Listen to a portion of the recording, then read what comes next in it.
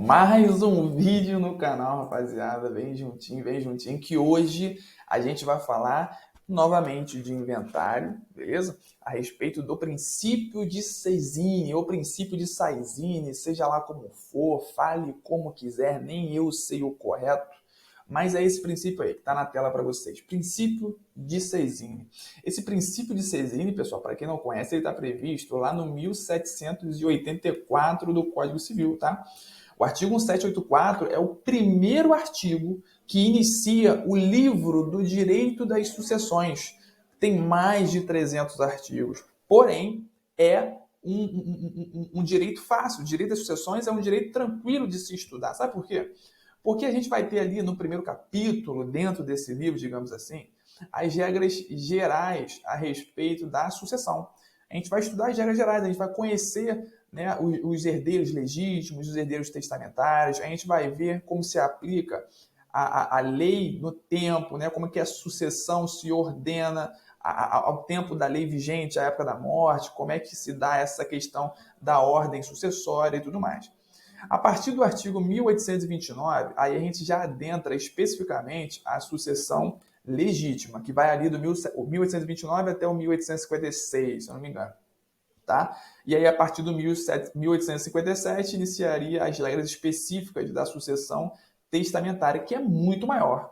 Tem quase 150 artigos, acho que é 134, alguma coisa assim, tá? Vai até o 1991, que aí é quando a gente inicia as regras atinentes ao inventário e partilha propriamente dito, beleza? É claro, se você pega um cliente para atender e o cara não deixou testamento, você basicamente risca a sucessão testamentária e todos aqueles 134 artigos. Você nem estudar sobre isso.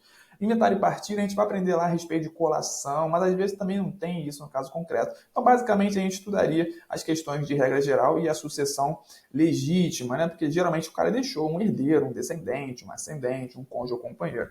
Então, assim, é um direito, um sub-ramo do direito civil bem tranquilo de se estudar. E a gente hoje está falando a respeito do primeiro artigo que inicia toda essa sequência do estudo do direito das sucessões, que é o princípio de Cesini. Para quem não sabe, está ouvindo pela primeira vez, é mais ou menos o seguinte, pessoal. O patrimônio, ele não pode ficar sem um titular. Então pensa, quando alguém morre, se o legislador não previsse a destinação automática desse patrimônio para determinados sucessores, esse patrimônio ficaria vagando no ordenamento jurídico até alguém se habilitar e falar: opa, esse patrimônio é meu porque é do meu pai, opa, esse patrimônio é meu porque é do meu irmão, até alguém se habilitar. O patrimônio ficaria vagando no ordenamento jurídico e não existe patrimônio sem um titular. Por isso, o artigo 1784 vai dizer para a gente o seguinte, pessoal: aberta a sucessão, transmitem-se desde logo todos os bens aos herdeiros legítimos e testamentários. Então, é basicamente assim, ó: morreu, transmitiu. Morreu, transmitiu. É automático, é automático.